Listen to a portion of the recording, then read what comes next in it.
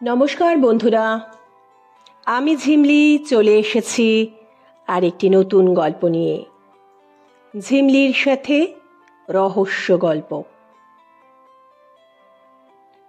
আমাদের আজকের গল্প মৃত্যুর বিষাক্ত ছোবল।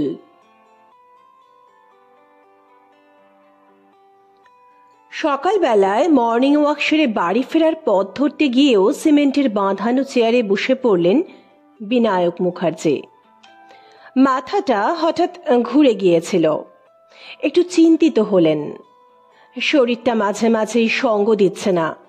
হঠাৎ মাথা ঘোরা, কখনো ঝিমুনি, আবার কখনো অহেতুক পেটে ব্যথার মতো উপসর্গ শরীরকে বিব্রত করছে। আর শরীরের এই উপসর্গগুলো সব থেকে বেশি ভেঙে দিচ্ছে মনকে। কয়েক মাস হলো চাকরি থেকে অবসর নিয়েছেন। অত্যন্ত শৃঙ্খলা পরায়ণ, নিয়মনিষ্ঠ জীবনযাপন করেন তিনি। অনেক বছর আগে স্ত্রী বিয়োগ হয়েছে। ছেলে তখন 10 বছর, মেয়ে 7। আর বিয়ে করেননি। মনকে শক্ত করে নিজে হাতে ছেলে মেয়েকে বড় করার কাজ নিজেই সুষ্ঠুভাবে সম্পন্ন করার সিদ্ধান্ত নিয়েছিলেন। আত্মীয় পরিজন, বন্ধু বান্ধবরা শিশুগুলোর মুখ চেয়ে দ্বিতীয় বিয়ে করার জন্য বারবার বললেও তিনি নিজের সিদ্ধান্তে অনড় ছিলেন। স্ত্রী বিয়োগের কয়েক মাসের মধ্যে এক দূর সম্পর্কের বোন স্বামীহারা, সহায় সম্বলহীন হয়ে 6 বছরের পুত্র সন্তান নিয়ে সাহায্যের আশাতে এসে দাঁড়ালে বিনায়কবাবু তাঁকে নিজের বাড়িতেই আশ্রয় দেন। আর বোনটিও তাঁর ছেলে মেয়ে দুটিকেও সন্তান স্নেহে বড় করেন। মা লক্ষ্মীর কৃপায় বিনায়কবাবুর অর্থের অভাব নেই। তিনি নিজে যেমন সরকারি ক্ষেত্রে উচ্চপদে আসীন ছিলেন, তেমনি পৈতৃক সূত্রে অগাধ অর্থপ্রাপ্তি ঘটেছে। তার বাবা ছিলেন একজন সফল ব্যবসায়ী। বিনায়কবাবুর নিজের ছেলে আজ কর্মসূত্রে দিল্লিতে, মেয়েটিও কর্মসূত্রে ব্যাঙ্গালোরে। বোনের ছেলেটিকেও একই যত্নে লেখাপড়া করিয়েছিলেন, কিন্তু বিধি বাম, ছেলেটির লেখাপড়া সেভাবে হয়নি। কি কাজ যে করে বিনায়কবাবুর কাছে স্পষ্ট নয়। ব্যবসা করবে বলে টাকা চেয়েছিল, তাও দিয়েছিলেন। কোনো ব্যবসা করতে দেখলেন না। টাকাগুলো কি করলো জানা গেল না। শুনেছেন ওর বন্ধু বান্ধবও ভালো নয়। ভাবতে ভাবতে মাথা ঘোরার সঙ্গে একটু ড্রাউজিনেস এসে গিয়েছিল। পাশে এসে বসলেন সুকুমার বাবু। উনিও মর্নিং ওয়াকেই এসেছেন। কি হলো দাদা, শরীরটা কি খারাপ লাগছে? হ্যাঁ, তা একটু লাগছে। বাড়ি যাওয়ার জন্য কিছু পাওয়া যাবে নাকি বলুন তো? দাঁড়ান, দেখছি। মাঠের পাশে দাঁড়িয়ে থাকা একটি রিক্সা ঠিক করে বিনায়ক বাবুকে নিয়ে সুকুমার বাবুও উঠে বসলেন রিক্সাতে। বিনায়ক বাবুর বাড়ির সামনে রিক্সা দাঁড়াতে বাগান থেকে ছুটে এলো মালি। কি হয়েছে বাবুর, কি হয়েছে? রিক্সাতে কেন? মালির চেঁচামেচিতে নেমে এলেন বিনায়ক বাবুর বোন আর সর্বক্ষণের কর্ম সহায়ক নীলু। ভেতরে নিয়ে গেলেন বিনায়ককে। তার বেডরুমে তাকে শুইয়ে দিলেন। বিনায়ক চোখ বুঝলেন, মনে হলো ঘুমিয়ে গেছেন। এরপর সুকুমার সকলের থেকে বিদায় নিয়ে বাড়ির পথ ধরলেন। ফেরার আগে বলে গেলেন প্রয়োজনে তাকে ডাকতে। বেলা বাড়ার সঙ্গে সঙ্গে বিনায়কের শরীরে অস্বস্তি বাড়তে লাগলো শরীরের তাপমাত্রা, সঙ্গে প্রচন্ড পেটে ব্যথা। তার বাড়ির একতলায় থাকেন একজন ডাক্তারের স্টুডেন্ট। তাকে ডাকতে গিয়ে দেখা গেল তিনি ঘরে নেই। ফ্যামিলি ফিজিশিয়ানকে কল করা হলো। তিনি যখন এলেন, বিনায়কবাবু শান্ত হয়ে শুয়ে আছেন। ডক্টর এসে পরীক্ষা করে তাকে মৃত বলে ঘোষণা করলেন। কয়েক ঘন্টা পরে বিনায়কবাবু হৃদরোগে মারা গেছেন বলে ডক্টর সার্টিফিকেট দিলেন। আমি এখন বিনায়ক জেঠুর বাড়িতে। দুঃসংবাদটা পেয়েই ছুটে এসেছি। খুব ভিড় জেঠুর বাড়িতে। জেঠু আমাদের পাড়ার ক্লাবের প্রেসিডেন্ট ছিলেন। পাড়ার সব রকম উন্নয়নমূলক কাজে ওনার অবদান ছিল। ওর এই আকস্মিক মৃত্যু সবাইকে স্তম্ভিত করেছে। উনি খুব নিয়মনিষ্ঠ, স্বাস্থ্যবান মানুষ। সবাই বিস্মিত ও শোকস্তব্ধ। কেবল সুকুমার জেঠু বড়দের বলছিলেন আজ সকালে উনি অসুস্থ বোধ করায় ওনাকে রিক্সা করে বাড়ি পৌঁছে দিয়ে গেছিলাম, কিন্তু এত বড় বিপদের আশঙ্কা আমার মনের কোণেও আসেনি। আমার পরিচয়টা দিই, আমি রিনি, এই পাড়াতেই থাকি। এবছর গ্রাজুয়েশন কমপ্লিট করেছি। অনুপিসির ছেলে অর্ণব দা ফোন করছিল। ব্যাঙ্গালোরে জেঠুর মেয়েকে বনি দিদিকে খবর দেওয়া হলো জেঠুর ছেলে বিভাস দাকেও। বনিদি আর বিভাস দা এই আকস্মিক খবরে হতচকিত হয়ে গেল। জানালো যেভাবেই হোক ব্যবস্থা করে কয়েক ঘন্টার মধ্যেই তারা আসছে। তখনকার মতো আমি চলে আসবো বলে বেরিয়েছি। গেটে দেখা হলো রিয়া দিদির সঙ্গে, শোকাচ্ছন্ন। বলল, কিরে রিনি, অনেকক্ষণ এসেছিস, চলে যাচ্ছিস? হ্যাঁ গো, বনিদি বিভাসদার আস্তে আস্তে বিকেল হবে, আমি আবার আসবো বলে চলে এলাম। বিকেল 4টের সময় বেরিয়ে পড়লাম বিনায়ক জেঠুর বাড়ির উদ্দেশ্যে। এসে দেখি বনিদি বিভাসদা এসেছেন। আরো প্রতিবেশীদের মধ্যে রিয়াদিকেও দেখতে পেলাম। বনিদি বিভাসদারা প্রাথমিক ধাক্কা সামলে ওঠার পর জেঠুর দেহ নিয়ে যাওয়ার জন্য যখন প্রস্তুত করা হচ্ছে, ওই বাড়ির একতলায় যে ছেলেটি ডাক্তারি পড়ে সে বিভাসদাকে একপাশে নিয়ে গিয়ে নিচু গলায় কিছু বলল। বিভাসদার মুখের অভিব্যক্তির পরিবর্তন হলো। তারপর বনিদিকেও ডেকে নিল। তিনজনে কিছু আলোচনা হলো। তারপর বিভাসদা জানালেন যে জেঠুর দেহ এখন দাহ করা হবে না, পুলিশে খবর দেওয়া হবে, দেহ ময়না তদন্ত করা হবে। প্রতিবেশীরা সকলে মুখ চাওয়াচাওয়ি করতে লাগলেন। আমি এগিয়ে গেলাম রিয়া দিদির কাছে। দিদি, কি বুঝছো? আমি জিজ্ঞেস করলাম। দিদি বলল, কি আবার বুঝবো? আমি বললাম, না, হঠাৎ পুলিশ, পোস্টমর্টেম। একটু অপেক্ষা কর, সব বোঝা যাবে, রিয়া দিদি জানালো। অর্ণব দা এগিয়ে গেল তিনজনের দিকে। বলল, কি ব্যাপার দাদা, পুলিশ কেন? বিভাসদা বললেন, সোহম বলছে ওর বিশ্বাস বাবার মৃত্যু স্বাভাবিক নয়, তাই। অর্ণব দা খুব রেগে গেল। মানে? ফ্যামিলি ফিজিশিয়ান দেখে হৃদরোগে মৃত্যু বলে সার্টিফিকেট দিলেন। সোহম তো সেই সময় ঘরেই ছিল না, আর ও তো এখনো স্টুডেন্ট। একজন অভিজ্ঞ ডাক্তারের থেকে ও কি বেশি বোঝে? অর্ণব, তুই কেন উত্তেজিত হচ্ছিস? আমি আর বোন আলোচনা করেই এই সিদ্ধান্ত এসছি। সোহম ওর বিশ্বাসের কথা শুধু বলেছে, সিদ্ধান্ত আমাদের। অর্ণব দা জ্বলন্ত চোখে সোহমকে দেখে ওখান থেকে চলে গেল। বনিদিকে দেখলাম রিয়াদের দিকে এগিয়ে যেতে। বনিদি বলল, রিয়া, তুই তো বরাবরই বেশ বুদ্ধিমতী, তোর কি মনে হয় অস্বাভাবিক কিছু তোর নজরে পড়েছে? আসলে কি জানো তো, আমি এখন খুব একটা ক্লাবে যেতে পারি না। সকালে আমার এজেন্সিতে বেরিয়ে যাই, কাজে কর্মে দিন কেটে যায়। জেঠুর সঙ্গে অনেকদিন কথা হয় না, তবে জেঠুর শরীর খারাপ বলে কোনো খবর পাইনি। তোর কিসের এজেন্সি রে রিয়া? বনি দিদি জিজ্ঞেস করলো। আমার একটা ডিটেকটিভ এজেন্সি আছে গো। ও হ্যাঁ হ্যাঁ, শুনেছিলাম তো, মনে ছিল না। তাহলে রিয়া, আমার বাবার মৃত্যু অস্বাভাবিক কিনা সেটা তদন্ত করার দায়িত্ব তুই নে। তোর এজেন্সির কি ফর্মালিটি আছে আমি করে দেব, আর অ্যাডভান্স আমি এখনই দিয়ে দিচ্ছি। আরে না না, জেঠুকে আমরা সবাই ভালোবাসি, অ্যাডভান্সের প্রশ্ন আসছে কেন? না রিয়া, এটা তোর প্রফেশন, তুই কাজ শুরু করে দে। ঠিক আছে বনিদি, তুমি বাড়ির সকলকে জানিয়ে দাও তুমি আমাকে এই কাজে অ্যাপয়েন্ট করলে। আমি সকলকেই জিজ্ঞাসাবাদ করব। পুলিশ আসুক, তাদের প্রথমত জিজ্ঞাসাবাদ কাজকর্ম সেরে জেঠুকে নিয়ে যাক, তারপর আমি জিজ্ঞাসাবাদ শুরু করব। অবশ্য পুলিশের জিজ্ঞাসাবাদের সময়ও আমি থাকবো। রিয়াদি বনিদির কথা শেষ হতে বনিদি বিভাসদার কাছে গেল হয়তো এতক্ষণের আলোচনা জানাতে, আর আমিও রিয়া দিদিকে ধরে বসলাম। দিদি, আমাকে তোমার এই তদন্তের সঙ্গে নাও প্লিজ। দূর পাগলি, তোর লেখাপড়া আছে, সময় নষ্ট করিস না, দিদি বলল। আমি বললাম, আমার গ্রাজুয়েশন কমপ্লিট, এখন কিছুই পড়ছি না, বসেই আছি, আমাকে সঙ্গে নাও না দিদি প্লিজ। আচ্ছা, সে দেখা যাবে খন, এখন তাহলে এখানে থাক। কিছুক্ষণ বাদে পুলিশ এলো এবং জেঠুকে নিয়ে যাওয়ার ব্যবস্থা করলো। সংশ্লিষ্ট তদন্তকারী অফিসার বনিদি বিভাসদার সঙ্গে কথা বললেন। ওরা জানালো ওরা এখানে থাকে না। পুলিশের জিজ্ঞাসাতে জানালো যে সোহমের সন্দেহের ভিত্তিতেই তারা পুলিশে খবর দিয়েছে। পুলিশ অফিসার সোহমকে দিয়েই জিজ্ঞাসাবাদ শুরু করলো। সোহম, আপনি কি করেন? আমি ডাক্তারের ছাত্র, second year, SSKM। Binayak Mukherjee আপনার কি হন? উনি সেইভাবে আমার কেউ হন না, আমি এখানে ভাড়া থেকে পড়াশোনা করি।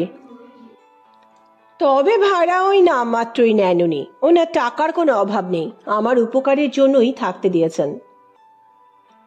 খাওয়া দাওয়া আপনি ওনাদের সঙ্গেই করেন? না, আমি নিজেই করিনি। হ্যাঁ, একা মানুষের আর কি লাগে। তবে মাঝে মাঝে ভালো কোনো পদ জেঠুর নির্দেশে রান্নার মাসি আমাকে দিয়ে আসতেন। আচ্ছা, ওনার মৃত্যুটা আপনার অস্বাভাবিক মনে হওয়ার কারণ? আমি প্রায় 2 বছর এখানে আছি। উনি মাঝে মাঝে আমার সাথে কথা বলতে আমার ঘরে যেতেন।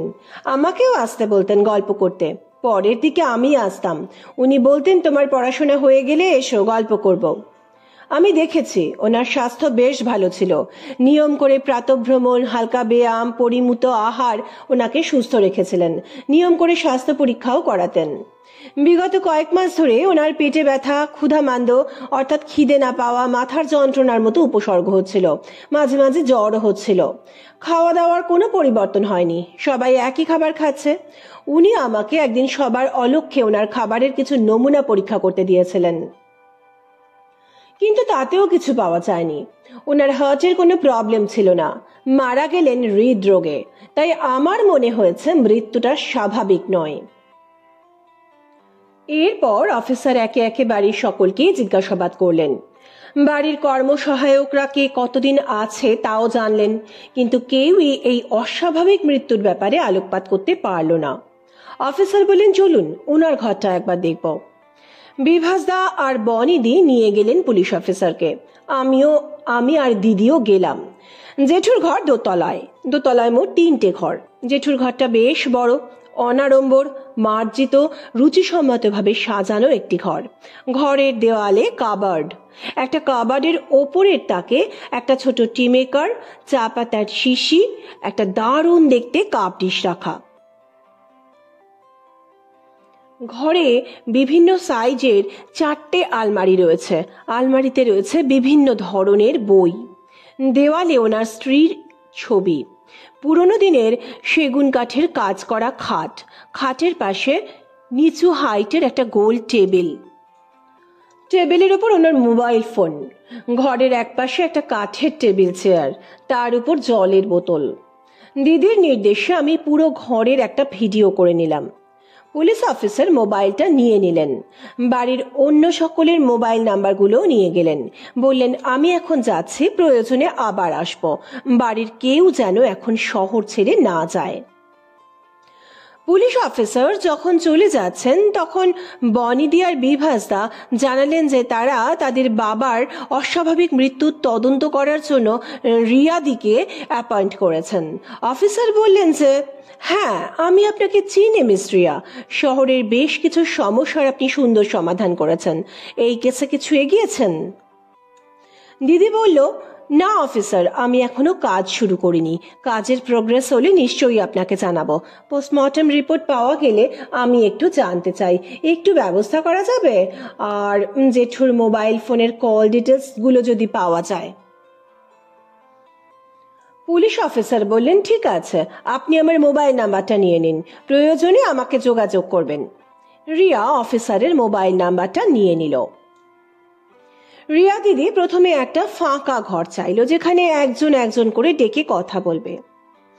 ওই ঘরে আমি আর দিদি প্রথমে গেলাম। দিদি জিজ্ঞাসাবাদ শুরু করে দিল। আমি অনেক গোয়েন্দা গল্পে পড়েছি, সহকারীরা প্রশ্নোত্তর লিখে রাখে, রেকর্ড করে রাখে।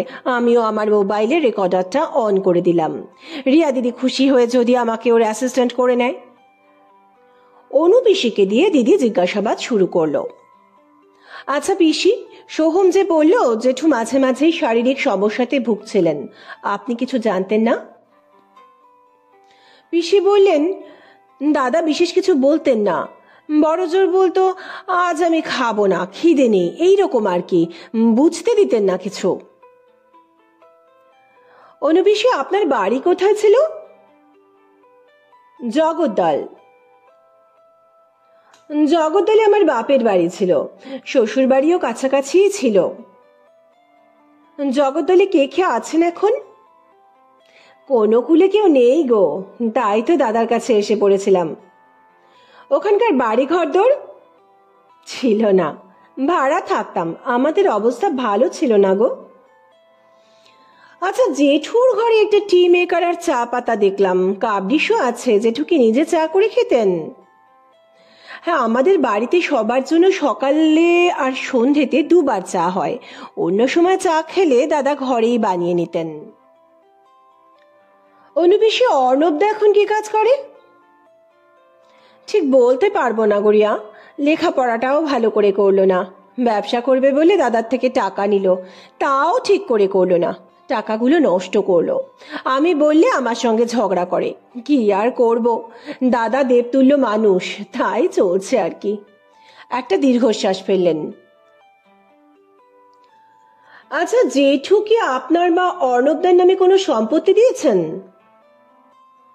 তা তো জানি না, দাদা আমাদের জন্য অনেক করেছেন, আমি আর কিছু আশা করি না।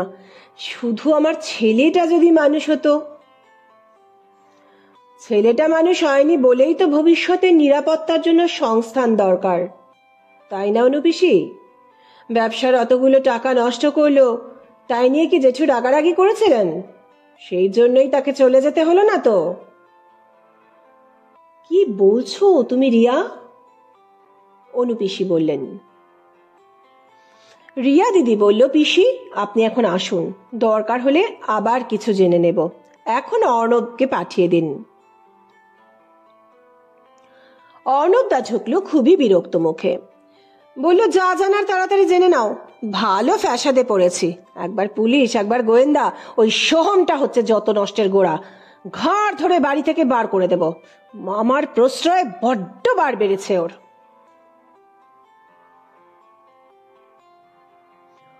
অর্ণব, এত তাড়া কিসের তোমার? কাজ তো কিছুই করো না, ভ্যাগাবন্ডের মতো ঘুরে বেড়াও।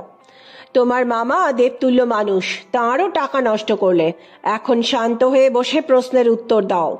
পুলিশ যদি ধরে জেলে ভরে দেয়, বুঝবে জেলের ভাত কি। শুনলাম জেঠুর সঙ্গে তোমার প্রায় বাদানুবাদ হতো, কি করেছো বলো তো ওনার সঙ্গে?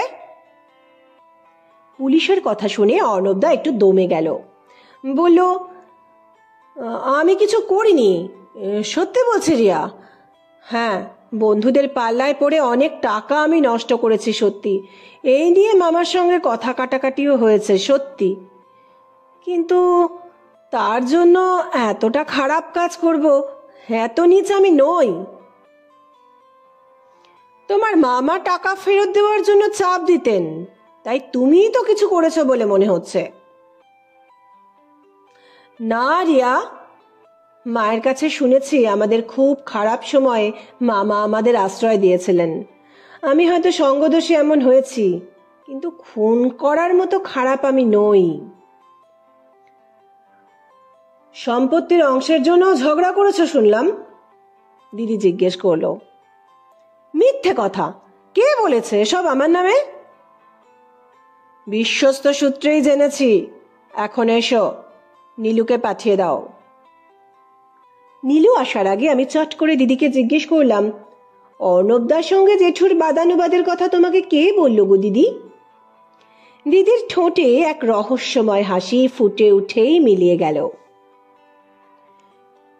নীলু বাড়িতে সর্বক্ষণের কর্মসহায়ক। নীলুকে দেখে মনে হলো নীলু বেশ ভয় পেয়েছে। দিদি বলল, নীলু বসো, ভয় পাচ্ছ কেন? কি ব্যাপার, তুমি কি কোনো দোষ করেছো? নীলু বলল, সত্যি বলছি দিদি ভাই, আমি কিছুই জানি না। তোমার বাড়ি কোথায় নীলু? আগে সোনারপুর। সোনারপুরের কোথায়? ভগবানপুর। তুমি এখানেই থাকো? হ্যাঁ, এ বাড়িতে রান্না করে যে মাসি, আমাদের একই পাড়ায় বাড়ি। মাসিকে কাজের জন্য বলেছিলাম, মাসি আমাকে নিয়ে এসেছিল। আমি এখানেই থাকি। রান্নার মাসিও এ বাড়িতেই থাকে? দিদি জানতে চাইল। না না, সোনারপুরে মাসির বাপের বাড়ি। মাসির শ্বশুর বাড়ি এখানেই কাছে, এই পাশের পাড়ায়। সকালে আসে, সব সেরে রাতে বাড়ি যায়। তোমার সোনারপুরের বাড়িতে কে কে আছেন? মা, দিদি আর এক ভাই। বাবা নেই। তুমি বাড়ি যাও না নীলু? যাই, তবে খুব কম। ভাই এসে দরকার মতো টাকা নিয়ে যায়। বাড়ির ঠিকানাটা দাও তো। দিদি ভাই, সত্যি বলছি, আমি কিছু করিনি। পুলিশ গেলে পাড়ায় আমার বদনাম হবে, আমার বাড়ির লোকেদেরও হেনস্থা হবে। ও দিদিমণি গো, একটু তুমি বোঝো। দোষ না করলে ভয় নেই নীলু। কেউ টাকার লোভ দেখিয়ে তোমাকে দিয়ে কিছু করায়নি তো? তোমার দিদির তো এখনো বিয়ে হয়নি, টাকার দরকার তো তোমার আছেই। ও কথা বলবেন না দিদি ভাই, গরিব হতে পারি, বেঈমান নই। আমি এবারই নুন খাই গো। ঠিক আছে, ভয় নেই, তুমি ঠিকানাটা দিয়ে দাও, কোনো অসুবিধে হবে না। আর বাসন মাজা ঘর মোছা করে যে মাসি, তাকে পাঠিয়ে দাও। বাসন মাজা ঘর মোছার মাসি আসতে দিদি জিজ্ঞেস করলো, সোহম যে বলছে বিনায়ক জেঠুর মৃত্যু অস্বাভাবিক, তুমি এই ব্যাপারে কি জানো? আমি কিছু জানি না গো দিদি ভাই। আমি সকালে আর বিকেলে আসি, কাজ করে চলে যাই, সাথে পাঁচে থাকি না। ওই রান্না দিদিকে জিজ্ঞেস করো আমি কেমন মানুষ। আমরা তো এক পাড়াতেই থাকি। ওই দিদি তো আমায় এই বাড়িতে কাজে লাগিয়েছে। রিয়া দিদি বলল, উরে বাবা, রান্নার মাসি তো দেখছি এ বাড়িতে দল তৈরি করে ফেলেছে। যেই আসে সেই বলে রান্নার মাসি তাকে নিয়ে এসেছে। বাকি রইল মালি, তাকেও কি ওই রান্নার মাসিই নিয়ে এসেছে নাকি? না না, ওই বড় দাদা বাবু, মানে বিনায়ক দাদা বাবু একদিন সকালে যখন হাঁটতে গেছিলেন, তখন ওই মালি ছোড়া দাদা বাবুর পায়ে পড়ে গেছিল। তাই দাদা বাবু দয়া করে ওকে বাড়িতে মালির কাজ দিয়ে আশ্রয় দিয়েছেন। দাদা বাবু দয়া শরীর, ওই একতলাতে একটা ছোট্ট ঘরেই থাকে। ও, দিদি জিজ্ঞেস করলো, আর নীলু কোথায় থাকে? ও, নীলু ওই একতলায় সোহম দাদা বাবুর ঘরের পাশে একটা ঘরে থাকে। আচ্ছা, বিনায়ক জেঠের সঙ্গে বাড়িতে কারোর বাদানুবাদ শুনেছো? মানে ওই ঝগড়াঝাটি আর কি? না দিদি ভাই, আমি তো শুনিনি। আমি আর তাকে কতক্ষণ, রান্না দিদির মুখেও কখনো শুনিনি। বিনায়ক দাদাবাবু খুব রাশভারী মানুষ, ওনার মুখে তর্ক করার সাহস কারো নেই, আর করবেই বা কেন? দিদি জিজ্ঞেস করলো, অর্ণব দাদাবাবু ব্যবসা করার টাকা নিয়ে সেই টাকা নষ্ট করেছে, তাই নিয়ে কোনো কথা হয়নি? হ্যাঁ, আমি শুনিনি গো। তবে রান্নার দিদিকে নাকি নীলু বলেছে বিনায়ক দাদাবাবু অর্ণব দাদাবাবুকে বকাবকি করেছেন। তা করবেন নাই বা কেন? কম টাকা তো নয়, আর টাকা কি খোলাম কুচি? রোজগার করতে কত কষ্ট, যার নেই সে জানে। ঠিক আছে মাসি, তুমি এখন এসো, রান্না করে যে মাসি তাকে পাঠিয়ে দাও। ভদ্রমহিলা বেরিয়ে গেলে আমি দিদিকে জিজ্ঞেস করলাম, দিদি, তুমি কি রান্নার মাসিকে সাসপেক্ট করছো? দিদি বলল, হতেই পারে। সোহম খাবারে স্যাম্পল টেস্ট করিয়েছিল, যদিও কিছু পাওয়া যায়নি, কিন্তু জেঠুর খাবারে কিছু মিশিয়ে দেওয়ার সব থেকে বেশি সুযোগ রান্নার মাসিরই আছে। বলতে বলতেই রান্নার মাসি ঘরে ঢুকলো। দিদি বলল, মাসি তোমার বাড়ি তো কাছেই, তুমি কখন আসো? রিয়া দিদি, আমি সকালে আসি আর সন্ধেবেলা রাতের রুটি করে চলে যাই। মাসি তুমি সবাইকে খেতে দাও? দিদি জানতে চাইল। অনু দিদি খাবার টেবিলে খেতে দেন, আমি খাবার এগিয়ে দিই।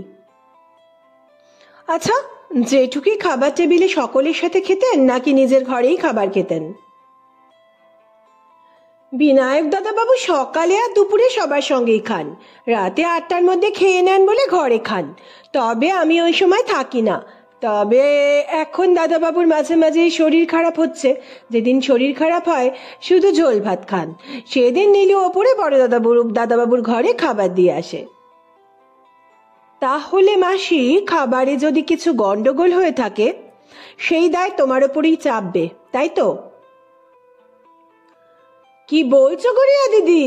আমি খুব যত্ন করে রান্না করি, বাড়ির সবাই খায়, আমিও তো খাই, খাবারে কি গন্ডগোল হবে? সোহম তো খাবারের স্যাম্পল টেস্ট করতে দিয়েছিল, যদিও কিছু পায়নি, কিন্তু জেঠুর পোস্টমর্টম রিপোর্টে যদি কিছু পাওয়া যায় তোমাকে কিন্তু ধরবে মাসি, কারণ খাবারের দায়িত্বে তুমিই থাকো।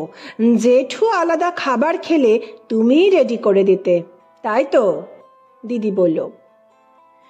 কি বলছো গড়িয়া দিদি? আমি বড় দাদা বাবুর খাবার বেড়ে দিলে নীলু দিয়ে আসতো, তুমি আমাকেই কেন বলছো? নীলুকেও তো তুমি নিয়ে এসেছো, দুজনে মিলেমিশে কাজটা করনি তার কি গ্যারান্টি? দিদিমণি, 15 বছর কাজ করছি, কেউ বলতে পারবে না আমি মানুষ খারাপ। 15 বছর কাজ করছো? আচ্ছা, বাসন মাজা ঘর মোছা যে মাসি করে সে কত বছর আছে? আর নীলু, নীলু কত বছর এসেছে? যে বাসন মাজে সে বছর খানেক এসেছে, আমি নিয়ে এসেছিলাম। একই পাড়ায় থাকি, আগে যে করতো বয়স হয়েছে বলে আর কাজ করে না। নীলু এসেছে কয়েক মাস হলো, ওকেও আমি নিয়ে এসেছি, খুব কাজের দরকার ছিল ওর। এ বাড়িতেও সবসময় থাকার জন্য বিনায়ক দাদাবাবু একজনকে খুঁজছিল। আর যে মালির কাজ করে সে কতদিন হলো এসেছে? কে? সৌরভ? এই মাস 4 হবে, ওই বড় দাদাবাবুকে ধরে নিজেই এসেছে। ও, ওর নাম সৌরভ? বাহ, সুন্দর নাম তো। তা ছেলেটি কেমন? ভালোই তো। এ বাড়িতে বিশাল বাগান তো নেই, ছোট্ট একটা বাগান। সকালে কিছু ফুল তুলে বড় দাদাবাবুর ঘরে দিয়ে আসে, বড় দাদাবাবুর ফরমাসও খাটে, সঙ্গে সঙ্গে থাকে, সন্ধ্যেবেলা বসে গল্প করে। সৌরভের বাড়ি কোথায়? তা তো আমি জানি না। জিজ্ঞেস করনি কখনো? না, জিজ্ঞেস করা হয়নি। ঠিক আছে, তুমি সৌরভকে একটু পাঠিয়ে দাও। সৌরভ ঘরে এলো এক মুখ বিষণ্ণতা নিয়ে। দিদিমণিরা, কি হয়ে গেল বলুন তো? বড় দাদাবাবু এভাবে হঠাৎ করে চলে গেলেন, আমি কোথায় যাব? দাদাবাবুই তো আমাকে আশ্রয় দিয়েছিলেন। সৌরভ বলল। তোমার নিজের বাড়ি কোথায় সৌরভ? আমার নিজের বাড়ি নেই দিদিমণি। তুমি কোথাও তো থাকতে আগে, সেটা কোথায়? জ্ঞান হয়ে স্তক বাপ মাকে দেখিনি, ভেসে ভেসে বেরিয়েছি, এর বাড়ি কাজ করে ওর বাড়ি কাজ করে পেটের ভাত জুটিয়েছি, যেখানে কাজ পেয়েছি চলে গেছি। আমার ছোটবেলা বলে কিছু নেই দিদিমণি। আরে কোথাও একটা তো ছিলে, সেটা কোথায়? ওই ওই ওই সুন্দরবনের ওদিকে। কোন গ্রাম? হ্যাঁ, ওই হিঙ্গলগঞ্জ গো দিদিমণি, তবে কিছু মনে নেই, সেই কোন ছোটবেলাতে গ্রাম ছেড়েছি। বাগান তো সুন্দর করেছো, কিন্তু বাগান তো এ বাড়িতে ছোট, সারাদিন কি করো? বড় দাদাবাবুর যা দরকার লাগে করে দিই। মানে তুমি জেঠুর সঙ্গে সঙ্গেই থাকো, অর্থাৎ পোস্টমর্টম রিপোর্টে যদি দেখা যায় জেঠুর অস্বাভাবিক মৃত্যু হয়েছে, তোমাকে তার জন্য দায়ী করা যেতেই পারে, তাই তো? দিদি বলল। কি বলছেন গো দিদিমণি? আমি ওনার নুন খেয়েছি, অসময়ে উনি আমাকে আশ্রয় দিয়েছেন, গরিব হতে পারি, বেঈমান নই, আমার কেউ নেই গো দিদিমণি, খেটে খাই, থানা পুলিশ হলে আমাকে বাঁচানোর কেউ নেই গো। আচ্ছা, হয়েছে হয়েছে, এখন বলো তো সোহম ছেলেটি কেমন? তা আমি কি জানি, তবে বড় দাদাবাবু খুব পছন্দ করতেন, এ ঘরে এসে গল্পও করতেন। আর ছোট দাদাবাবু মানে অর্ণব কেমন? হুরি বাবা, ছোট দাদাবাবু খুব রাগী, কথাবার্তাও ভালো নয়, আসলে অর্ণব দাদাবাবুর বন্ধুগুলোই ভালো নয়। ঠিক আছে, তুমি একটু সোহমকে পাঠিয়ে দাও। আর শোনো, তুমি ছোট থেকে লোকের বাড়ি খেটে পেট ভরিয়েছ বটে, কিন্তু তোমার কথা শুনে মনে হয় তুমি বোধহয় একটু লেখাপড়াও শিখেছ, তাই না সৌরভ? ওই একটু আধটু দিদিমণি। যখন লোকের বাড়ি কাজ করতাম তখন সবাই পড়াশোনা করতো, তাদের বাড়ির ছেলে মেয়েরা। আমি শুনতাম, তাদের মতন করে কথা বলতে চেষ্টা করতাম, তাই আর কি। ঠিক আছে, তুমি সোহমকে পাঠিয়ে দাও। সোহম এলে দিদি বলল, তোমাকে পুলিশ জিজ্ঞাসাবাদ করেছেন, আমিও উপস্থিত ছিলাম। এখন দুটো একটা প্রশ্ন করব। সোহম, তুমি কেন জেঠুর পোস্টমর্টম করতে বললে? সোহম পুলিশকে যা জানিয়েছিল তাই জানালো। দিদি জিজ্ঞেস করলো, তুমি যে খাবারের স্যাম্পল টেস্ট করতে দিয়েছিলে তাতে কিছু পাওয়া যায়নি বলছো, এমনও তো হতে পারে যে তুমি নিজেই কিছু মিশিয়ে দাও জেঠুর খাবারে। তোমার তো ওনার ঘরে অবাধ যাতায়াত, তুমি টেস্ট করতে নিয়ে গেলে তো ফ্রেশ খাবারে নিয়ে যাবে, তাই না? দেখুন, সব অপরাধের একটা মোটিভ থাকে। আমার এখানে মোটিভ কি বলুন? আমি এখানে থেকে পড়াশোনা করি, জেঠু নামমাত্র ভাড়া নেন। আমি ওনার ক্ষতি করব কেন? আমি ডাক্তারির ছাত্র, আমার সামনে একটা ভালো ভবিষ্যৎ আছে। আমি কেন কোনো অপরাধের সঙ্গে জড়িত হব? সোহম অত্যন্ত দৃঢ়তার সঙ্গে কথাগুলো বলল। দিদি বলল, সোহম, তোমার বাড়ি কোথায়? কৃষ্ণনগর দিদি। ও আচ্ছা, কৃষ্ণনগরে কোথায় তোমার বাড়ি? ঘূর্ণিতে। ও, যেখানে মাটির পুতুল বিখ্যাত? ঠিক আছে, তুমি এখন এসো, তবে তোমার ঘরটা একটু দেখতে যাব, থেকো কিন্তু। ঠিক আছে, আমি ঘরে আছি, সোহম বলল। দিদি জিজ্ঞেস করলো, সোহম, তোমার লেখাপড়া কি ঘূর্ণিতেই? না দিদি, আমি কৃষ্ণনগরের মিশনারি স্কুল থেকে পাশ করেছি। আচ্ছা, ঠিক আছে। দিদি আমাকে বলল, জেঠুর ঘরটা শুধু দেখা হয়েছে, অন্যদের ঘরগুলোও একটু ঘুরে দেখব।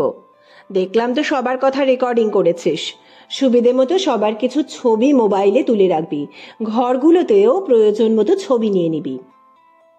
খুশি মনে বললাম, ঠিক আছে দিদি। দোতলায় জেঠুর ঘর ছাড়া অনুপিসির ঘর। অনুপিসির ঘরটা খুব বড় নয়, একটা খাট, একটা আলমারি, একটা আলনা যাতে জামা কাপড় গুছিয়ে রাখা, আর একটা চেয়ার। একটা টেবিলে একটা রেডিও দেখা গেল।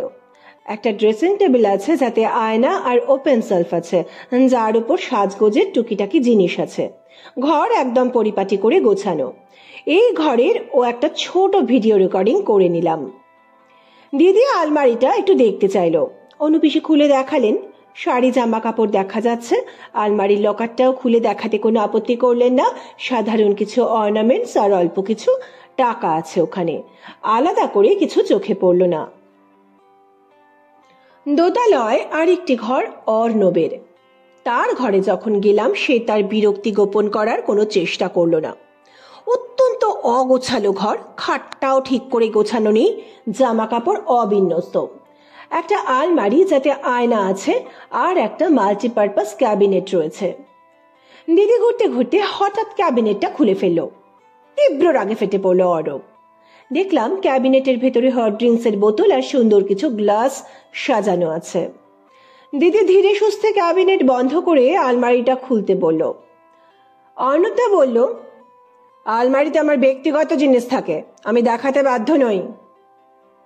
দিদি বলল, জেঠুর মৃত্যুতে পুলিশকে ইনভলভ করা হয়েছে। ঠিক আছে, পুলিশকে জানাচ্ছি, পুলিশ এলে তখন তোমার আলমারি চেক করা হবে। নাকি আমাকেই চেক করতে দেবে? আলমারিতে বেশ দামি জামা কাপড় আছে, belt, money bag, body spray, ঘড়ি একাধিক আছে। এই ঘরেও ভিডিও রেকর্ডিং করছিলাম। আলমারির লকার খুলতে বললে অর্ণবদা রাজি হলেন না। দিদি কড়া চোখে তাকালে লকার খোলা হলো। আলমারিতে বেশ কয়েক থাকে টাকার বান্ডিল রাখা আছে। দিদি অর্ণবদার দিকে তাকালো, জানতে চাইলো, তোমার আলমারিতে এত টাকা কোথা থেকে এলো? টাকা তো আমার, আর মামার মৃত্যুর সঙ্গে এর কি সম্পর্ক? অর্ণব বলল। দিদি বলল, আবার মনে করিয়ে দিচ্ছি, ওনার মৃত্যুতে পুলিশ ইনভলভ হয়েছেন। এমন তো হতে পারে অন্য কেউ তোমাকে টাকা দিয়ে ওনাকে খুন করিয়েছেন। কি বলছো রিয়া? কেউ কেন মামাকে মারবে? সেটাই তো জানতে হবে, আর জানতে পারলে বোঝা যাবে কে এই কাজটা করার জন্য এত টাকা দিয়েছে। রিয়া, আমি একটা কোম্পানির হয়ে দোকানে দোকানে জিনিস সাপ্লাই করি, তারই টাকা। এত টাকা জিনিস সাপ্লাইয়ের? কি সাপ্লাই করো? ড্রাগ? বড্ড বাড়াবাড়ি করছো রিয়া। পুলিশকেও তাই বলবে তো? পুলিশের জিজ্ঞাসাবাদ কেমন হবে জানো তো? কিছুক্ষণ চুপ করে থেকে অর্ণবদা বলল, মামা ব্যবসার জন্য যে টাকা দিয়েছিলেন তার বেশিরভাগই নষ্ট হয়েছে, আর এই কিছুটা আলমারিতে রয়েছে। দিদি আর কিছু না বলে আলমারিটা বন্ধ করে দিল। একতলায় প্রথমে যাওয়া হলো সোহমের ঘরে। সোহম ঘরেই ছিল। ঘরে একটা খাট, একটা চেয়ার, একটা টেবিল, যার উপর রয়েছে মেডিকেলের কিছু বই, একটা ওয়ার্ড্রব আছে। সোহমকে বলতে খুলে দেখালো ওর জামা কাপড় আর আরো কিছু বইপত্র। দেওয়ালের গায়ে তাক করা আছে, তাতে চালের কৌটো, ডালের কৌটো, নুন আর হলুদের কৌটো, চা পাতা, চিনির কৌটো, মোমবাতি, দেশলাই, জলের বোতল, এই সব টুকিটাকি জিনিস। ঘরে একটা 1 বার্নারের গ্যাস স্টোভ, সামান্য কিছু বাসন, একটা সাইডে সবজির ঝুড়ি। খাটের নিচে চোখ চালিয়ে দেখলাম, বিশেষ কিছু দেখতে পেলাম না। দিদি জিজ্ঞেস করলো, খাট, চেয়ার, টেবিল, ওয়ার্ড্রব এসব কি বাড়ি থেকে নিয়ে এসেছো? সোহম বলল, না না, এগুলো এ বাড়িরই জিনিস। সোহমের কাছ থেকে বিদায় নিয়ে আমরা গেলাম নীলুর ঘরে। ওই ঘরে একটা ছোট খাট আর ঘরে টাঙানো দড়িতে কিছু জামা কাপড় আর জলের বোতল ছাড়া বিশেষ কিছু দেখা গেল না। সৌরভের ঘরও নীলুর ঘরের মতোই, শুধু গাছে দেওয়ার জন্য কিছু সারের প্যাকেট রয়েছে, আর কোনো বিশেষত্ব নেই। দেখলাম দিদি সারের প্যাকেটগুলোকে নেড়ে চেড়ে একটু দেখলো, কোন কোম্পানির সার, কি ধরনের সার, এবং সারের প্যাকেটগুলো একটু খুলে দেখলো। আমি সব ঘরেরই একটা করে ভিডিও রেকর্ডিং করে নিলাম। তারপর বেরিয়ে এলাম বিনায়ক জেঠুর বাড়ি থেকে। দিদি বলল, রাত হয়েছে, চল তোকে এগিয়ে দিয়ে আমি বাড়ি যাই, আর কাল সকালে বেরোবো। First destination Sonarpur. তুই যদি যাস 9টার মধ্যে চলে আসবি আমাদের বাড়ি। না গেলে ফোনে জানিয়ে দিবি সকাল 8টার মধ্যে। আর যে ভিডিওগুলো করেছিস, ছবি তুলেছিস আর রেকর্ডিং করেছিস, ওগুলো আমাকে পাঠিয়ে দিবি। আমি চেঁচিয়ে উঠলাম, না না দিদি, আমি অবশ্যই যাব। তোমার সাথে যাব বললে বাড়িতেও আপত্তি করবে না। আমাকে না নিয়ে কিন্তু তুমি যাবে না। পরের দিন আমি আর দিদি পৌঁছলাম সোনারপুরে নীলুর দেওয়া ঠিকানায়। রাস্তায় দিদির সঙ্গে কিছু কথা হলো। দিদি বলল, গতকাল প্রায় রাত 11:30 নাগাদ বনিদি ফোন করেছিল। সৌরভের প্রচন্ড পেটে যন্ত্রণা হচ্ছে, কাটা পাঁঠার মতো ছটফট করছিল, বাধ্য হয়ে হসপিটালে অ্যাডমিট করেছে। দিদি বলেছে পুলিশকে ইনফর্ম করে রাখতে। আমি বললাম, দিদি তাহলে কি সত্যিই কেউ জেঠুর খাবারে কিছু মিশিয়েছে? সৌরভ জেঠুর কাছে সবসময় থাকে বলে হয়তো জেনে ফেলেছে কিছু। পুলিশের জেরার মুখে যদি কিছু বলে দেয়, তাই ওকেও কি মারার চেষ্টা করছে? ইন্সপেক্টর তো আবার বিভাস দাদের বাড়ি যাবেন বললেন জিজ্ঞাসাবাদের জন্য। দিদি বলল, অসম্ভব নয়, তদন্ত আর একটু এগোক, বুঝতে পারা যাবে। আমি আবার বললাম, জানো দিদি, বনি দিদিদের বাড়ি গেলেই আমার কিছু একটা অস্বস্তি হচ্ছে, কিন্তু অস্বস্তির কারণটা ঠিক বুঝতে পারছি না। দিদি বলল, অস্বস্তির কারণটা খুঁজে বের কর, দেখবি কেসের সমাধানের দিকে অনেকটা এগিয়ে গেছিস। কথা বলতে বলতে আমরা চলে এলাম নীলুদের পাড়ায়। নীলুর খোঁজ করা হলো। নীলুর সুনামি আছে পাড়াতে। অভাবে সংসারে সুরাহার জন্য বাইরে কাজ করে, সংসারে সাহায্য করে, এমনিতেও শান্ত স্বভাবের, পরোপকারী। দিদি দেখলাম আমার পাঠানো ফটোগুলোর একটা অ্যালবাম বানিয়ে নিয়েছে মোবাইলে। সেই অ্যালবামটা খুলে দেখালো নীলুর প্রতিবেশীদের। একজন মাতব্বর গোছের লোক জিজ্ঞেস করলো, কি হয়েছে গো দিদিমণিরা, নীলুর খোঁজ করতেছেন, কিছু করছে নাকি? দিদি বলল, না না, কি আর করবে, নীলু যেখানে থাকে আমরা সেখানেই থাকি। এদিকে একটু দরকারে এসেছে বলে নীলু বাড়ির ঠিকানা দিয়ে বলল একটু বাড়িতে দেখা করে কে কেমন আছে জানতে। তাহলে ফোনে ফটো নিয়ে ঘুরছেন যে? ওখানে তো মলিনারও ফটো দেখলাম। আমার ফটো তোলার শখ, তাই। তা এখানে মলিনা আবার কে গো? লোকটি যে ফটোটাকে মলিনা বলে চিহ্নিত করলো সেটা হচ্ছে রান্নার মাসির ফটো। বলল, ভারী ভালো মানুষ মলিনা, ওই তো নীলুর কাজটা করে দিল। দিদি বলল, হ্যাঁ, ওরা যে বাড়িতে থাকে আমরাও সেই পাড়াতেই থাকি। বলে আমরা নীলুদের বাড়ি গেলাম। বাড়িতে নীলুর দিদি ছাড়া কেউ নেই।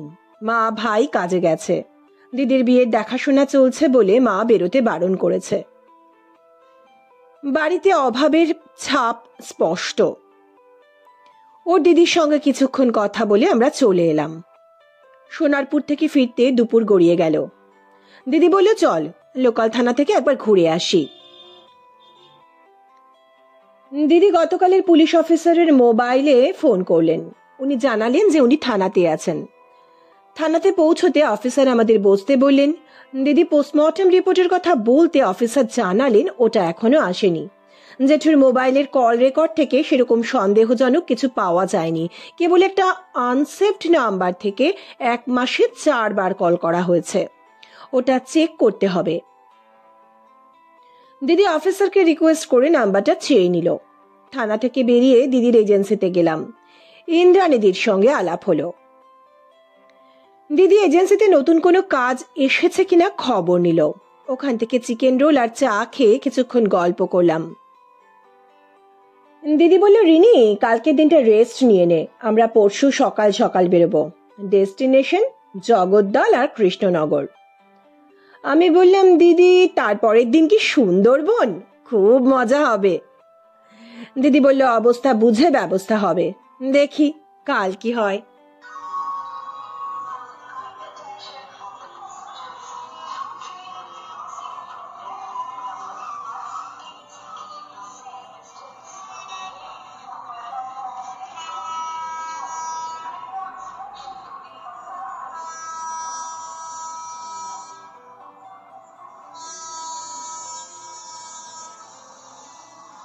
পরের দিন সকাল সকাল বেরিয়ে পড়লাম দিদির সঙ্গে। চলে এলাম শিয়ালদহ স্টেশন। অফিস যাত্রী, কলেজ স্টুডেন্ট, দূরপাল্লার ট্রেনের যাত্রী সব নিয়ে শিয়ালদহ স্টেশন সরগরম। আমরা চড়ে বসলাম কৃষ্ণনগর লোকালে। ট্রেন কম্পার্টমেন্টে হকারদের হইচই, যাত্রীদের কলরব, বাচ্চার কান্না, সব মিলিয়ে কম্পার্টমেন্ট সরগরম। কৃষ্ণনগর স্টেশন থেকে ঘূর্ণি টোটোতে 15 থেকে 20 মিনিট। ঘূর্ণি একটি ছোট এলাকা। কৃষ্ণনগরের ঘূর্ণি মাটির পুতুলের জন্য জগৎ বিখ্যাত। বিশ্বের বেশিরভাগ হস্তশিল্প জাদুঘরে এই কৃষ্ণনগরের মাটির পুতুল প্রদর্শিত হয়। নতুন দিল্লির শঙ্করের পুতুল জাদুঘরে কৃষ্ণনগরের মাটির পুতুলের প্রদর্শনী আছে। ঘূর্ণিতে আছে পুতুলপট্টি। ওই অঞ্চলে প্রায় 20-25টা পুতুলের দোকান। এত জীবন্ত যে চোখ জুড়িয়ে যায়। বললাম, চলো না দিদি, একটু মাটির পুতুলের দোকানে ঢুকি। দিদি রাজি হয়ে গেল। 10-15 মিনিট পর দিদি বলল, মনে হচ্ছে তোর আরো পুতুলের দোকানে ঘোরার ইচ্ছে আছে, তুই ঘোর, আমি একটু কাজটা এগিয়ে নিয়ে পুতুলপট্টিতেই ফিরে আসছি। আমি মুগ্ধ হয়ে কখন যেন চলে গেলাম পুতুলের দেশে। বেশ কিছু পুতুল কিনেও ফেললাম। কোথা দিয়ে যে সময় চলে গেল বুঝতেও পারলাম না। দিদি এসে যখন পেছন থেকে আমার কাঁধে হাত রাখলো, দেখি কোথা থেকে যেন ঘন্টা দেড়েক সময় পেরিয়ে গেছে। দিদিকে বেশ গম্ভীর দেখাচ্ছে। টোটো করে কৃষ্ণনগর স্টেশনের কাছে এসে একটা রেস্টুরেন্টে খাওয়া দাওয়া সারলাম। স্টেশনে এসে উঠে বসলাম ডাউন ট্রেনে। বললাম, দিদি এবার ডেস্টিনেশন জগদ্দল তো? না রে, জগদ্দল দরকার হলে কাল আসবো, এখন তাড়াতাড়ি ফিরে থানায় যেতে হবে। শিয়ালদহ পৌঁছাতেই তো 2 থেকে 2.5 ঘন্টা লেগে যাবে। অফিসারকে অবশ্য ফোন করেছিলাম, এমার্জেন্সি না হলে উনি থাকবেন বলেছেন। বললাম, দিদি কি কি জানতে পারলে? দিদি বলল, একটু পরেই সব জানতে পারবি। আমি আর দিদিকে বিরক্ত করলাম না। লোকাল থানাতে এসে পৌঁছলাম প্রায় সন্ধে হব। পুলিশ অফিসার আমাদের বসতে বললেন পোস্টমর্টেম রিপোর্ট এসে গেছে। সোহমের সন্দেহই ঠিক, বিনায়ক মুখার্জি মারা গেছেন স্লো পয়জনিং এর কারণে। বিগত কয়েক মাস ধরেই বিনায়ক মুখার্জির খাবারে মেশানো হচ্ছিল আর্সেনিকের মতো মারাত্মক বিষ, সঙ্গে ছিল থ্যালিয়ামও। দিদি বলল, স্যার আমি তো আপনাকে হোয়াটসঅ্যাপে মোটামুটি বিষয়টা জানিয়েছি, আপনি ও বাড়িতে সবাইকে থাকতে বলুন, আমরা যাচ্ছি। ইন্সপেক্টর বললেন, হ্যাঁ আমি ওখানকার থানাতেও কথা বলেছি, ওনারা প্রয়োজনীয় পদক্ষেপ নেবেন। এরপর পুলিশ ভ্যানে করেই আমরা পৌঁছে গেলাম বিনায়ক জেঠুর বাড়িতে। গিয়ে দেখি সবাই সেখানে উপস্থিত আছে। সৌরভকেও হসপিটাল থেকে নিয়ে আসা হয়েছে, ওর সঙ্গে রয়েছেন আরো দুজন অপরিচিত ব্যক্তি। আরো একটা লক্ষণীয় বিষয় হলো যে আরো একটা পুলিশ ভ্যান উপস্থিত। ওই ভ্যান থেকে পুলিশের সঙ্গে একজন বয়স্ক ভদ্রলোক ও একজন ভদ্রমহিলা নামলেন। আমার মনে হলো ওই ভদ্রলোককে যেন কোথায় দেখেছি, কিন্তু কিছুতেই মনে করতে পারলাম না। দিদিকে জিজ্ঞেস করলাম যে ওই পুলিশ ভ্যানটা কোথা থেকে এলো। দিদি বলল যে কৃষ্ণনগর থেকে। তাহলে ওই ভদ্রলোককে কি আমি কৃষ্ণনগরেই দেখেছি? সকলে মিলে জেঠুর ঘরেই বসা হলো। বিভাসদা, বনিদি, অনুপিসি, অর্ণবদা, সোহম, নীলু, রান্নার মাসি এবং কাজের মাসিও হাজির। দিদি বলতে শুরু করলো, বনিদি, বিভাসদা, তোমরা আমাকে এই কাজের দায়িত্ব দিয়েছিলে।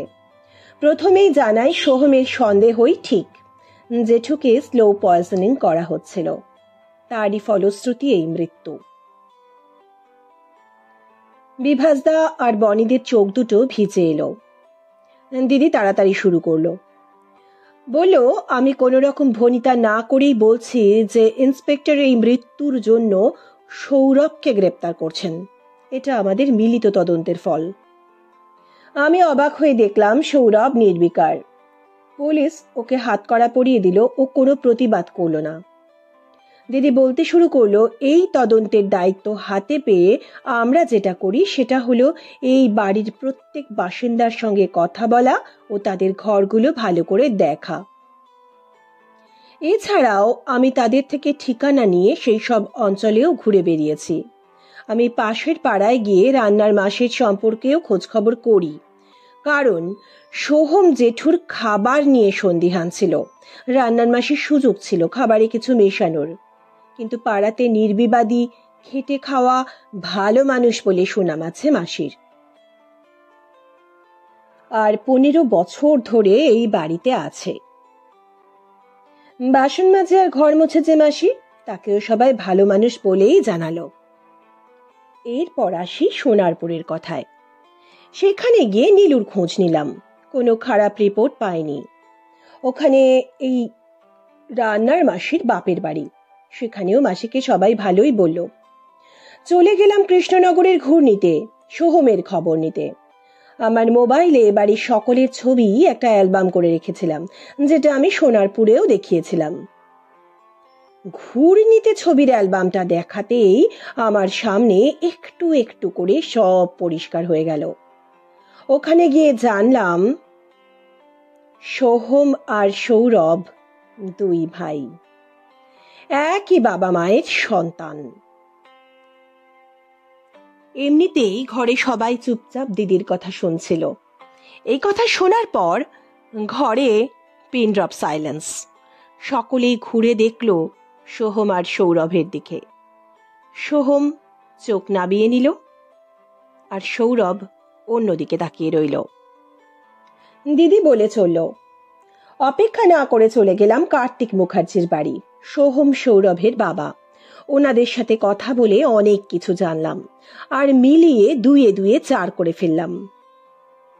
দিদি ওই ভদ্রলোক ভদ্র মহিলার দিকে ঘুরে ওনাদের পরিচয় করিয়ে দিলেন, কার্তিক মুখার্জি আর সুরভি মুখার্জি। এবার ফিরে যাই অনেক বছর আগের ঘটনাতে। বিনায়ক জেঠুর বাবা ব্রজগোপাল মুখার্জি ছিলেন একজন সফল বড় ব্যবসায়ী। অল্প বয়সে তিনি কাজের সূত্রে কৃষ্ণনগর যান এবং ওখানকার স্থানীয় একটি মেয়েকে তাঁর ভালো লেগে যায়। কিন্তু তিনি তার বাবাকে সমীহ করে চলতেন। তিনি ওখানেই একটি মন্দিরে মেয়েটিকে বিয়ে করেন। তার নাম ছিল করবী। ব্রজগোপাল বাবু স্ত্রীকে ওখানে রেখে বাড়ি এলেন, কিন্তু সাহস করে বিয়ের কথা বলতে পারলেন না। তিনি মাঝে মাঝে নানা অজুহাতে কৃষ্ণনগর যেতেন এবং শ্বশুর বাড়িতে কিছুদিন কাটিয়ে আসতেন। ইতিমধ্যে করবী সন্তান সম্ভবা হলেন, আর এই খুশির মধ্যেই ব্রজগোপালের মাথায় পড়ল বাজ। তার বাবা তার বিয়ে ঠিক করেছেন। ব্রজগোপালের মতামতের কোনো প্রয়োজন নেই, তিনি শুধু বাবার কথা মতো বিয়ে করবেন। তাদের বাড়িতে এটাই ছিল রীতি। ব্রজগোপাল বাবু সাহস সঞ্চয় করে বাবাকে বললেন, কিন্তু তার বাবা এই বিয়ে মেনে নিলেন না। ব্রজগোপাল বাবু জানতেন তার এবং তার বাবার এই টানাপোড়েনের মধ্যে তার মা পড়বেন ঝামেলায়। তিনি তার মায়ের মুখের দিকে চেয়ে বিয়ের পিঁড়িতে বসলেন। বিয়ে করলেন নন্দিনীকে। এদিকে করবীর ছেলে হলো। ব্রজগোপাল বাবু কৃষ্ণনগরেও যেতেন। এই স্ত্রী পুত্রের দায়িত্ব তিনি পালন করতেন। তিনি ছেলের নাম রাখলেন কার্তিক। গ্রামের লোক জানল ব্যবসার কাজে ব্রজগোপালকে ঘুরে বেড়াতে হয় বলে করবী বাপের বাড়ি থাকে আর ব্রজগোপাল আসেন। তবে ব্রজগোপাল করবীর কাছে সত্য গোপন করেননি। কার্তিকের জন্মের প্রায় 1.5 বছরের মাথায় নন্দিনীর কোলে আসে একটি পুত্র সন্তান। ইনি আমাদের বিনায়ক জেঠু। দিদির কথার মাঝখানেই আমি বুঝতে পারলাম যে কৃষ্ণনগরের ওই ভদ্রলোককে আমার কেন চেনা চেনা লাগছিল। আসলে বিনায়ক জেঠুর মুখের সঙ্গে ওনার সাদৃশ্য রয়েছে। দিদি বলে চলল, বিনায়ক জেঠুর একটি ছেলে ও একটি মেয়ে, বিভাস ও বনি। ওদিকে ঘূর্ণিতে বেড়ে ওঠা কার্তিকবাবুর 2 ছেলে, সৌরভ ও সোহম। সৌরভ ও সোহমকে তাদের ঠাকুরমা করবী দেবী তাদের ঠাকুরদার কথা বলেছিলেন তারা কত বড় বংশের ছেলে। সোহম ছোট থেকেই মেধাবী ছিল, আর ভাগ্য সুপ্রসন্ন হওয়াতে কৃষ্ণনগরের চার্চের একজন ফাদারের সুনজরে পড়ে যায়। তিনি ওকে মিশনারি স্কুলের হোস্টেলে রাখেন ও ওর লেখাপড়ার দায়িত্ব নেন। সুফল আপনাদের চোখের সামনে। ঠাকুরদার বাড়ির ঠিকানা জানা ছিল সোহমের। এখানে এসে ডাক্তারি পড়ার জন্য একটা মাথা গোঁজার জন্য জায়গা চাই বলে তিনি এখানে ভাড়া থাকতে চান। বিনায়ক জেঠু রাজি হয়ে যান। সোহম কিন্তু কোনো পরিচয় দেয়নি। আর বিনায়ক জেঠু তার বাবার অন্য স্ত্রী বা তার সৎ ভাইয়ের কথা জানতেন কিনা তা আমার জানা নেই। অন্যদিকে সৌরভ ভাইয়ের সাফল্য দেখেছে, কিন্তু সেরকম কিছু করতে পারেনি। সে এই বাঁকা পথ বেছে নেয়। তার মনে হয় সে যদি ঘূর্ণিতে না জন্মে এই বাড়িতে জন্মাতো তাহলে তার ভাগ্য অন্যরকম হতো। সে বিনায়ক বাবুকে ধরে এ বাড়িতে ওঠে। বনি বিভাস এখানে থাকে না। তার ভেতরের ঈর্ষার শিকার হন বিনায়ক জেঠু।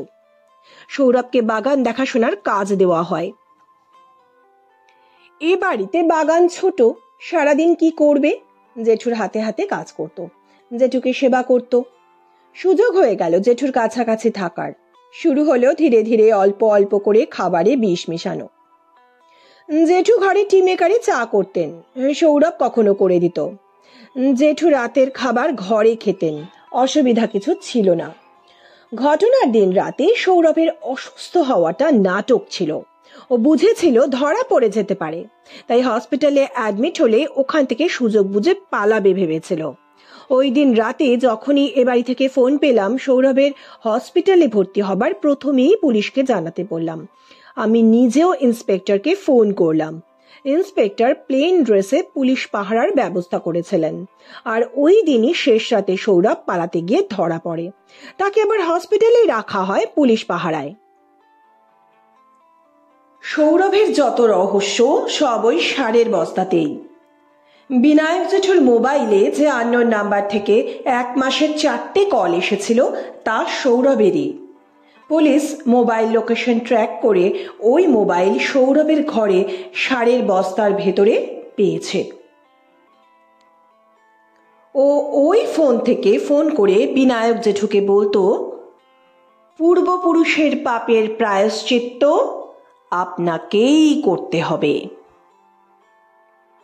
সৌরভ, যিনি তোমাকে বিশ্বাস করে আশ্রয় দিলেন, তুমি তাকেই খুন করলে। তোমার মতো মানুষের জন্যই আজ মানুষের উপর থেকে মানুষের বিশ্বাস উঠে যাচ্ছে। তুমি শুধু একটা মানুষকেই খুন করনি, অনেক মানুষের বিশ্বাসের খুন করেছো। দিদি বলে চলল, অনুপিসি, অর্ণব এখন নিজেকে সংশোধন করছে। ও বুঝতে পেরেছে সঙ্গদোষে ওর ক্ষতিই হচ্ছিল। আমি খবর নিয়েছি, ও ছোট ছোট কাজকর্ম করছে। বিনায়ক জেঠু ব্যবসার জন্য যে টাকা দিয়েছিল তার অনেকটাই ও নষ্ট করে ফেলেছে। কিছুটা আছে, কিছুটা বন্ধুদের থেকে উদ্ধার করার চেষ্টা করছে। ও নতুন করে ব্যবসা করবে। অর্ণব, তুমি ব্যবসা করো। কেউ বাধা দিলে ইন্সপেক্টর তোমাকে সাহায্য করবেন, উনি কথা দিয়েছেন। এবার আমরা যাই, আপনারা বোঝাপড়া করে নিন। বিদায় নেবার সময় বনিদি দিদির হাতে একটা চেক ধরিয়ে দিল। আমি দিদিকে বললাম, দিদি, আমি কিন্তু বুঝতে পেরেছি বনি দিদিদের বাড়িতে এলে আমার কেন অস্বস্তি হতো। বনিদি আর বিভাসদার মুখের সঙ্গে সৌরভ আর সোহমের মুখের একটা মিল আমি খুঁজে পেতাম, যেটা আমার অবচেতন মন খুঁজে পেত, কিন্তু সচেতনভাবে সেটা আমি বুঝতে পারছিলাম না। আর এই অস্বস্তির পেছনেই লুকিয়েছিল রহস্যটা। দিদি আমার মাথায় একটা হালকা চাপড় মেরে বলল, পাক্কা গোয়েন্দা। আর আমি দিদিকে দিয়ে কবুল করিয়ে নিলাম যে পরের কেসেও আমি দিদির সঙ্গে থাকব।